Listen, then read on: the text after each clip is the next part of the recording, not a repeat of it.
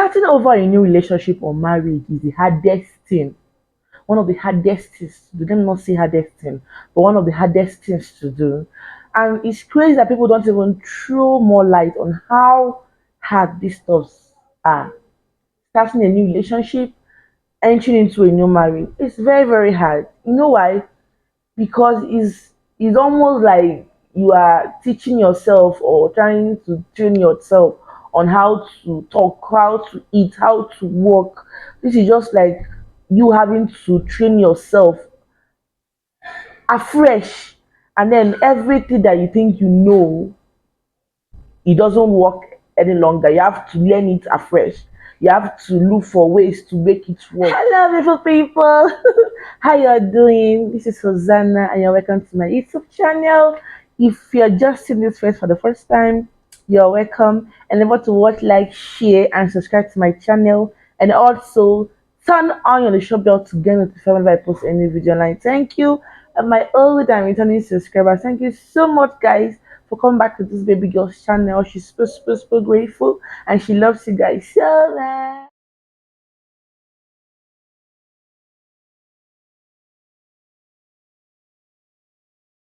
So today I was talking about the hardest things about starting over in a relationship or a marriage. So grab your popcorn and your chin chin. This video is going to be very, very, very, very interesting because I will be talking about my experiences and trying to link them to the points I'm giving you guys today. Are you ready? So, the hardest things about starting a relationship or entering into a new marriage, number one is trusting again. Ah, that is the cocoa, that is the most important. There's something that we don't really understand as humans or we take for granted as humans.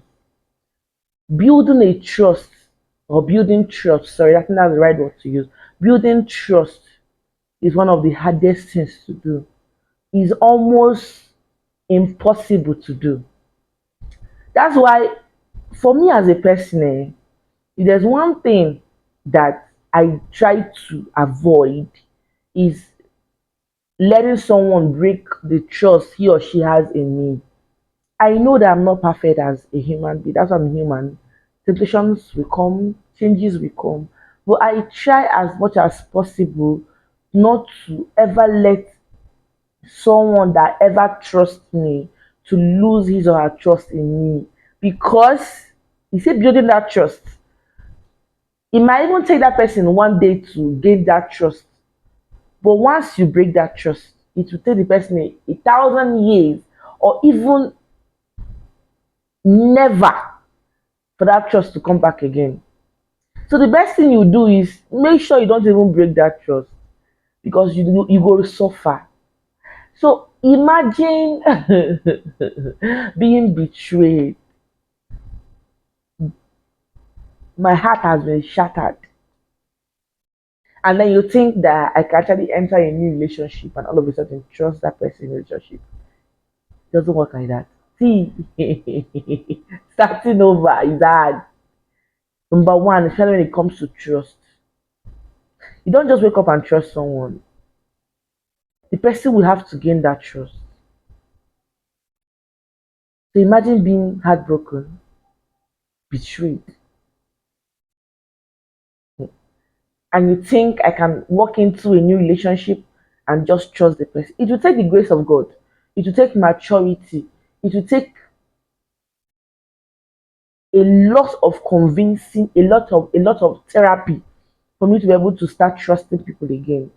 I'm talking about myself. I'm trying to. This is me wearing the shoe. I'm saying it the way it is for me because I'm this kind of person who don't move on easily. There are a lot of people that move on easily from emotional heartbreaks, relationship betrayals. I don't move on easily with. It's not like I'm having grudges or anything, but I don't move on easily with them because of how well I trust those people and how well I believe in what I have with them.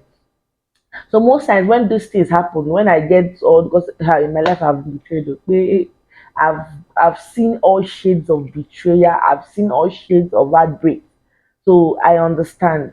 So it takes God's grace to be able to move on from betrayals. It takes God's grace to be able to move on from those heartbreaks. And then it's not about entering a new relationship.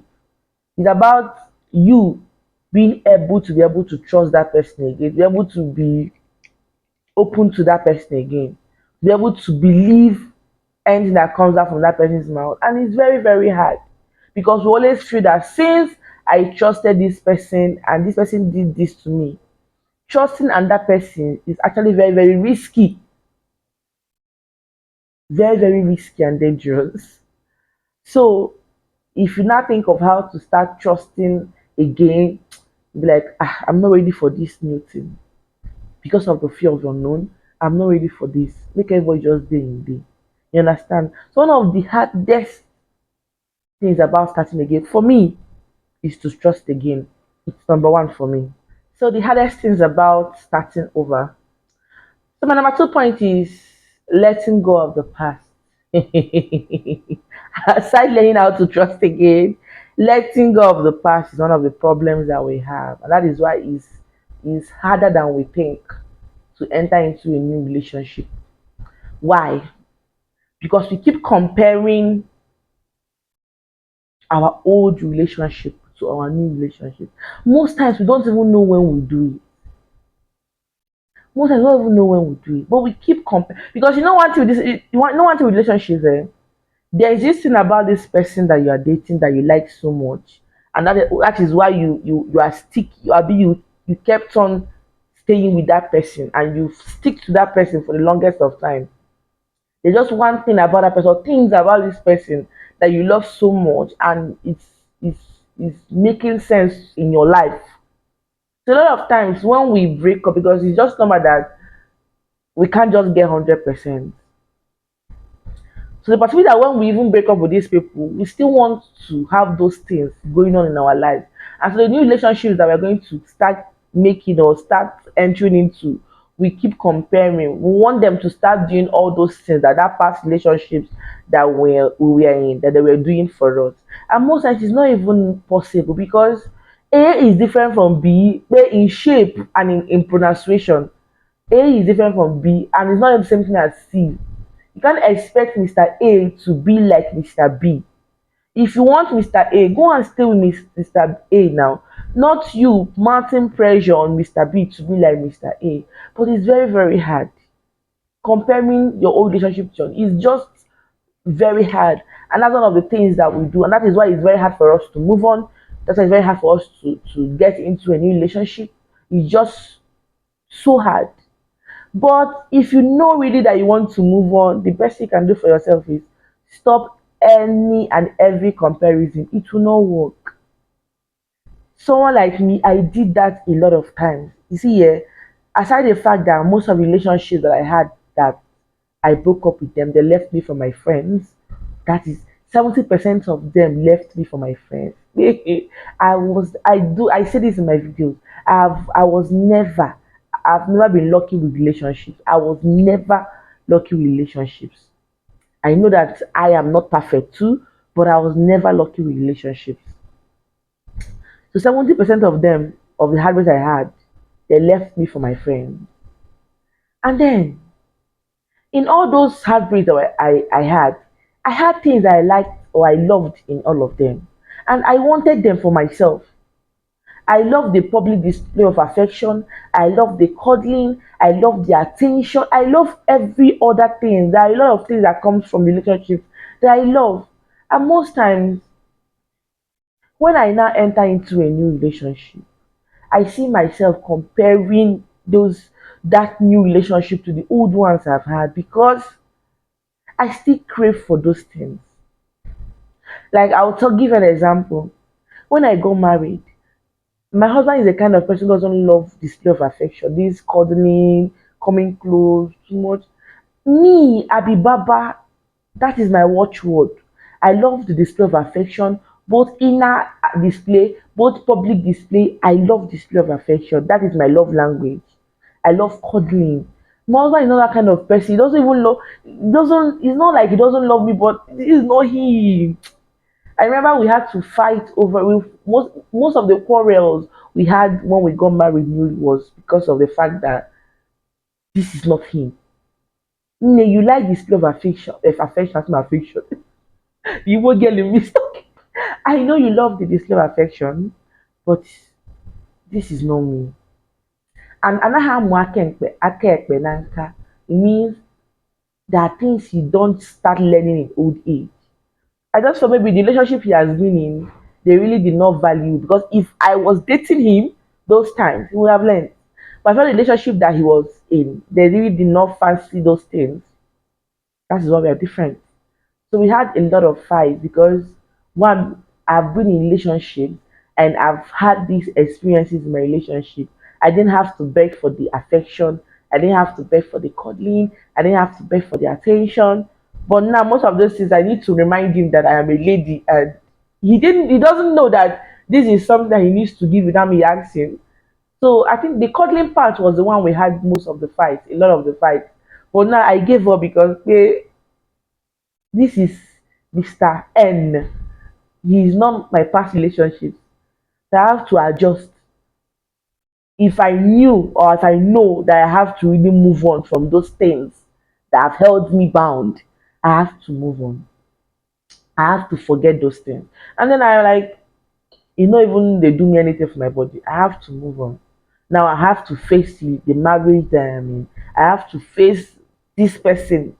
The only thing there is, if there is new thing I need to teach him, I will teach him. But teaching him doesn't mean I have to impose, because I'm not comparing any longer. This is me initiating new things. So it's very hard letting go, because it's just normal that we have to compare. But if you know that you want to, or you want your new relationship or your marriage to work, where you have to let go. You have to try as much as possible to let go. And the best thing you can do is just to talk to your partner about what you're going through. Someone who is attentive and sensitive to these things will help you, and you guys will grow together. Do you get? Hardest things about letting go. My third point is being vulnerable again. You see this one? It dealt with me. It dealt with me so much, because the first heartbreak I had in my life had a turn on me. I've not really had to feel that level of hurt in my life before. So it had a turn on me, and then it made me aggressive. You see, people that have dated me all those years. I remember one guy that I was dating, they used to call me Army Woman. Aside the fact that it made me, I came from a strict home, and I know I'm strict. I'm a very strict person, but I'm a lover girl. So, but the first heartbreak I had, it, it shattered me. So it made me so aggressive. It made me so angry. So even till now, even though I have moved on, but I am too protective. I'm always in the attacking end of everything. People will not understand, but I don't want you to mess with me again. I don't want you to put me in that box where I was for years. I don't want to get into that box again. So the best way I felt, or the best thing I felt I was going to do that will help me, was to be on the attacking side of life. I'll be the attacking side of everything. So if you as a man come to talk to me, say if you talk one, it's not about me being a woman, but I was ready to defend myself from any heartbreak or anything that is coming. So I tend to be very aggressive. So before you even start saying things that will affect me, I've I've said things that even in 10 years to come, you are still thinking about it, and you are shocked that a human being can say this. It dealt with me for years. Even at the beginning of my marriage, I was not ready to allow you. You understand? So people that know me know I was so stubborn and this they didn't really know the things I had to go through that put me in that position that made me turn out that way. They thought it was just me being stubborn. But if you really seen things, you really gone through emotions and traumas over and over again, you tend to be very, very aggressive because that's your own surviving method. So aggression and anger was like my own surviving method. It took me a lot. It took God, knowing God more, and then my husband. It took a lot of things to totally reduce down my level of aggression and anger and all those stuff. But it's just normal that we don't want to be vulnerable again because we are too open and we let our guards down. That's what we feel. That because we are too vulnerable and we let our guards down, that is why they were able to deal with us emotionally the way they did. But everybody's not the same. I understand, sister. I understand, brother. I understand those things that happen. At least that have broken my heart before, that I've done that over and over again. So I get, you understand. But if you know you really want this thing that you're entering into to work to some extent, I think 20%, just let your guards down. As long as you've seen this person and you feel this person is good, just let your guard down. That's the only way you are able to enjoy that relationship you are in. Because if you feel you're going to be an army woman and an army man in a relationship, your partner will get tired. Nobody wants aggression, nobody wants fight, nobody wants unnecessary strictness over and all. Like nobody wants to be in a relationship where you don't even have free mind to say or do things that you want to do. So sister, if your brother, if you want that relationship to work, you need to let your guards down a bit. Hardest things about starting over. So my fourth point is learning compatibility. Imagine using the 4 years of your marriage or relationships to learn about your partner, what they like, how they sleep, what they eat, what makes them angry, habits, communication styles, emotional needs, like using the years that we're supposed to use and enjoy anything you have of your life to be learning all those things about your partner, and then boom, you guys can't deal with each other again. Where is breakup, is divorce, and then you are asking yourself, what's the need of learning all those things about this person, and we're not even together? And then these things I learned 80% of time we don't even need them in the new relationship we're entering. You know why? We are different. Our hearts are different. Our reasons for living are different. What we want to do with our life, they are different. So now you have to start learning compatibility.